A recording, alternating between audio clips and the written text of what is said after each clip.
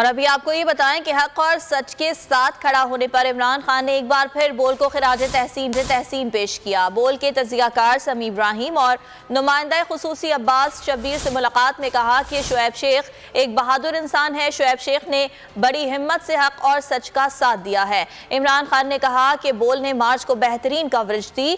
बोल मुल्क पर मुसल्लत हुक्मरानों की धौंस और धमकी से डरा नहीं, झुका नहीं, बिका नहीं, क्योंकि CEO शुएब शेख एक बहादुर और बाहिम्मत इंसान है। अगर आपको ये वीडियो पसंद आई तो लाइक पर क्लिक करें।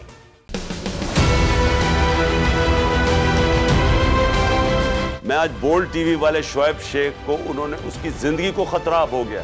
पहले उसको था अरशद शरीफ को, आज शुएब शेख का मुझे पैगाम आया, उसको धमकियां दे रहे हैं कि उसको मारेंगे। इस सिर्फ के बोल्ड टीवी हमें उठा रहा है। बोल्ड ने हमेशा हक और सदाकत का साथ दिया, सच के साथ खड़ा रहा।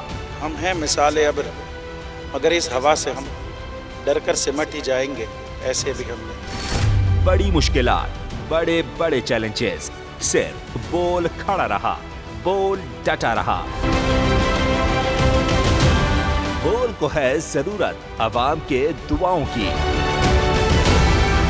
इजहार आसाती के लिए, पाकिस्तान के लिए, पाकिस्तानी अवाम के लिए।